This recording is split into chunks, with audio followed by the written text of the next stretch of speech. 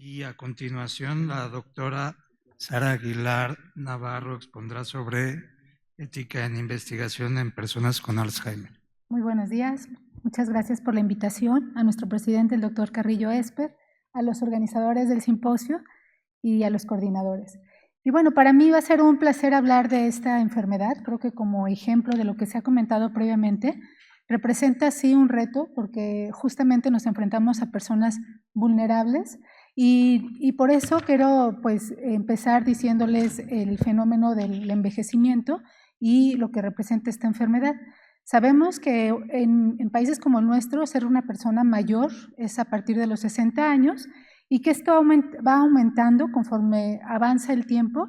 Se prevé que seamos casi 2.000 millones para el año 2050. Además, que esta enfermedad se ha visto que está asociada al proceso del envejecimiento y es un ejemplo del aumento en la prevalencia de las enfermedades crónico-degenerativas. Cada 4 minutos se diagnostica un caso nuevo de Alzheimer en el mundo. Además, decirles que actualmente existen 55 millones y que se prevé que para el año 2050 esta prevalencia se triplique, principalmente en países como el nuestro, en vías de desarrollo. Actualmente es la quinta causa de discapacidad y la sexta causa de muerte. Y las cosas buenas es que hasta un tercio de los casos podrían prevenirse si trabajamos en factores de riesgo modificables. Esta enfermedad ha representado gran avance en su conocimiento, en su perspectiva diagnóstica, en su perspectiva terapéutica, porque también se ha podido, a través de la ciencia, encontrar que esta enfermedad se gesta en los cerebros de las personas hasta 10 o 20 años antes de que haya síntomas. Y por eso el advenimiento de algunos biomarcadores ha marcado una pauta en su reconocimiento. Sabemos que cuando llegamos a vivir 60 años tenemos la probabilidad de vivir 20 años más, pero si tenemos esta enfermedad, nuestra posibilidad de vivir y de morir, principalmente de morir, aumenta. Es por eso que reconociendo esta enfermedad, cómo se ha estudiado desde el punto de vista de la investigación, en la plataforma de registros internacionales de ensayos clínicos que tiene la OMS, si analizamos esta casuística desde el año 99 al año 2024, vean, se registraron más de 5.800 ensayos clínicos relacionados con la enfermedad de Alzheimer y otras demencias. Esta tendencia de crecimiento en los últimos años en esta enfermedad, pues sí, ha sido impulsada por los biomarcadores, por los anticuerpos monoclonales, considerados actualmente terapias modificadoras de esta enfermedad. Pero las desigualdades también sobresalen. Vean que en esta otra imagen vemos que esto ha sido muy diferente relacionado con países desarrollados y países poco o menos desarrollados como el nuestro. En esta imagen es más evidente cómo Estados Unidos lleva pues el primer lugar en el desarrollo de ensayos clínicos, le sigue China, Japón y México ocupa el puesto 28 con 71 ensayos registrados. Estas son las fases de los ensayos clínicos aleatorizados. Vean que la fase 2 es la que predomina, seguida de la fase 1 y la fase 3. Y es verdad que muchos de estos ensayos llegan a nuestro país para fases 4 o no más allá de fases 2 o 3. También es cierto que la ética en la investigación en personas que viven con Alzheimer pues es un reto y me encantó la temática, desarrollarla y agradezco a Alejandra por la oportunidad. Creo que la demencia ha sido clasificada como un trastorno neurocognitivo grave, de alto grado de discapacidad, pero que tiene una latencia muy alta. Después de que el paciente se diagnostica, puede llegar a vivir hasta 10 o 15 años más, en una perspectiva de deterioro físico, funcional y además de gran carga a la familia, que ha sido evaluado de muchos aspectos, pero todavía falta visibilizarla. Vean que a medida que la enfermedad progresa, el déficit cognitivo hace que las personas se vuelvan más incapacitantes y limita la toma de decisiones. Este es el reto a lo que nos enfrentamos los clínicos y los investigadores, cuando un paciente es capaz de tomar una decisión para entrar a un protocolo de diagnóstico, entrar a un protocolo terapéutico, definir si el tratamiento que le van a infundir, que ahora estos monoclonales se infunden vía intravenosa, el riesgo y el beneficio de tener este tipo de fármacos potencialmente modificadores y qué tanto decide él y qué tanto decide la familia o el cuidador. Y bueno, tradicionalmente se asumía que la pérdida de la autonomía era pues sinónimo de tener algún problema psiquiátrico o demencial. Afortunadamente, esto ha ido cambiando y se ha visto que esta vulnerabilidad, como se nos decía en las charlas previas, ha ido modificándose y puede ser muy diferente dependiendo de cada contexto, de cada familia, de cada persona. Y ahora, no por tener enfermedad de Alzheimer en cualquiera de sus etapas, hay que permitir abandono, negligencia institucional, incluso doméstica, y sí favorecer necesidades políticas y, por supuesto, éticas y humanas para la atención y la prevención de estas enfermedades. En el deterioro cognitivo existe autonomía, parcial o local, pero depender no significa específicamente perder la dignidad ni el valor moral. Y creo que este es un mensaje muy importante para los que enfrentamos esta enfermedad todos los días. La ética de la vulnerabilidad, pues nos queda un poco el dilema, si estamos entre una autonomía racional o una autonomía personal o local. La persona es autónoma cuando actúa conforme a sus valores y deseos, y no solo cuando razona lógicamente. Así, la autonomía no desaparece incluso en la demencia. Sí puede cambiar, por supuesto.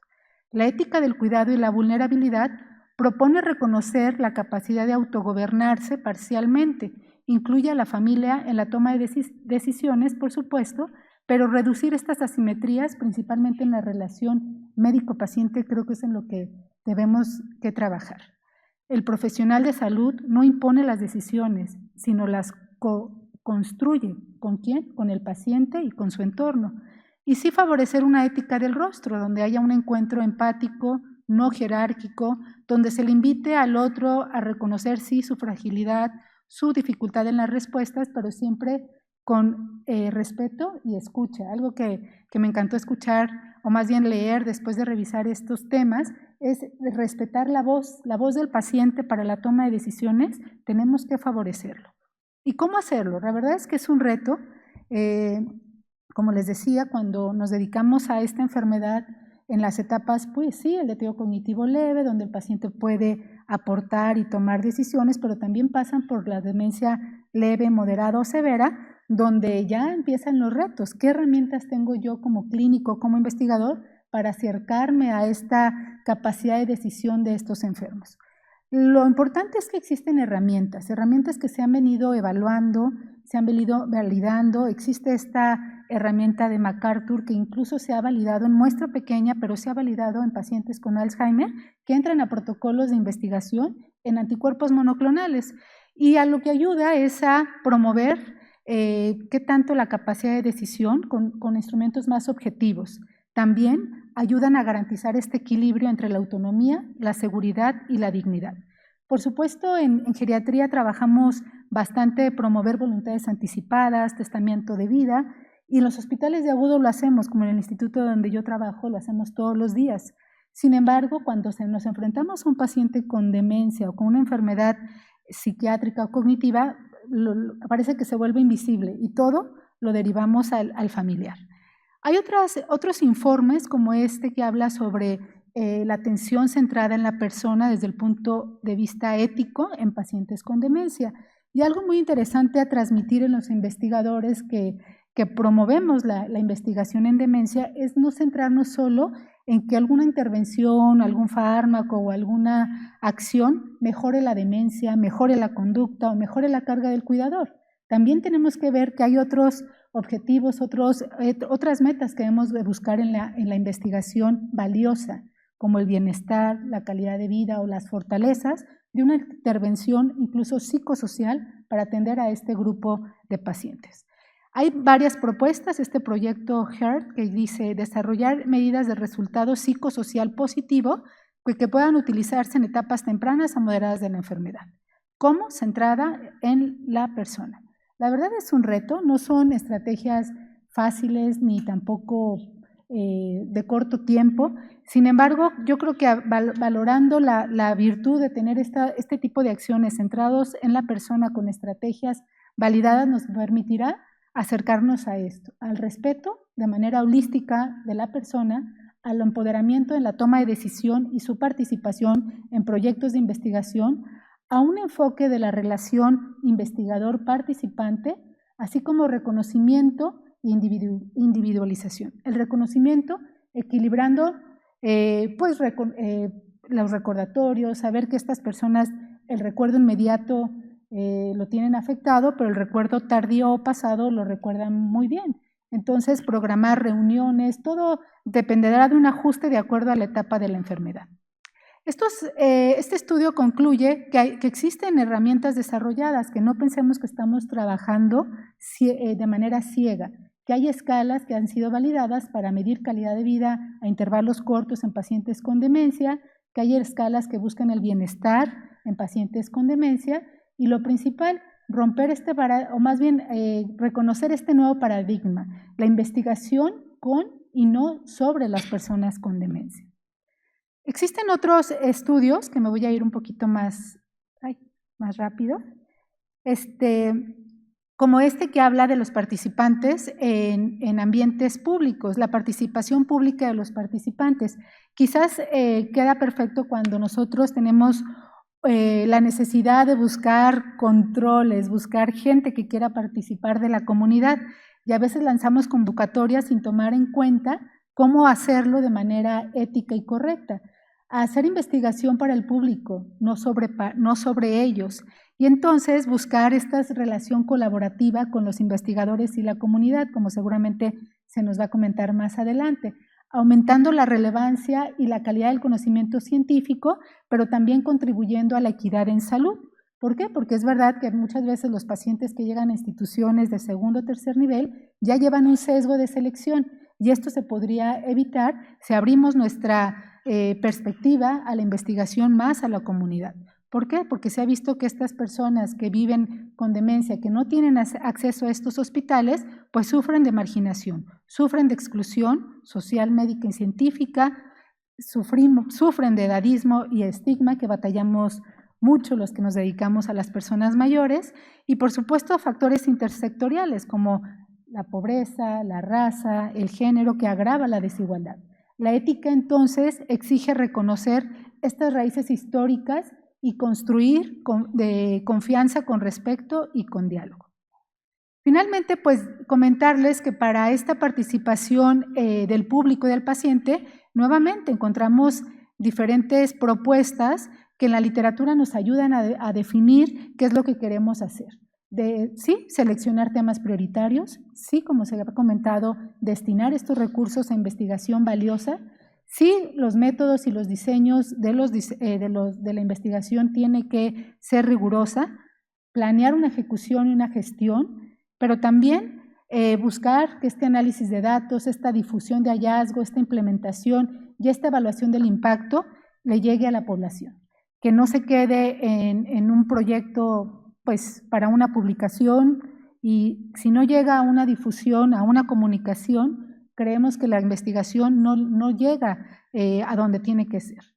Es por eso que al considerar la ética clave en la investigación que incluya a la población, debemos ser empáticos, debemos adaptarlo, si estamos hablando de demencia, a la capacidad cognitiva de estos pacientes, evitar tecnicismos, fortalecer confianza y respeto mutuo entre investigadores y participantes, y por supuesto, considerar que todos estos hallazgos, desde un biomarcador, un gen que pueda al final decir tienes mayor riesgo, tienes mayor probabilidad de tener una enfermedad devastadora, pues tenemos que considerar que estas barreras, tener recursos para afrontarlas, ofrecer espacios seguros, apoyo institucional y por supuesto diversidad y experiencias, que cada persona vive la demencia, por ejemplo, en forma distinta, y que la ética implica respetar esta diversidad cultural, pero también lingüística, de género y social, garantizando la voz y que sea escuchada esta adecuadamente.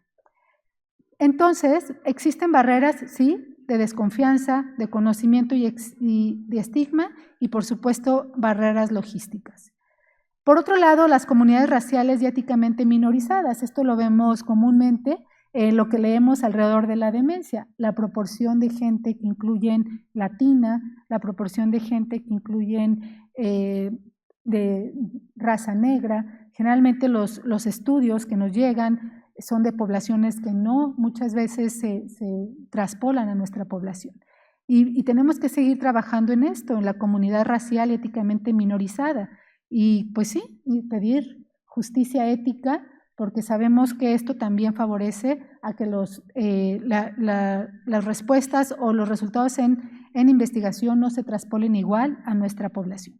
¿A través de qué? Facilitadores, colaboración activa, investigación participativa, una adaptación cultural que ayude a la diversidad de la investigación para finalmente terminar con esto. El Código de la Ética Médica, creo que todos como profesores, como investigadores que tenemos alumnos en formación, tenemos que tener claro que existe un consentimiento informado, como se nos ha dicho, que cuando estamos hablando de ética en investigación en demencia, tenemos forma de ir evaluando si el paciente tiene la capacidad, si entendió, conocer con respeto y deseos de participar, de retirarse del estudio cuando lo desee, y por supuesto no olvidar los principios de la ética médica: beneficencia, no maleficencia, autonomía y justicia.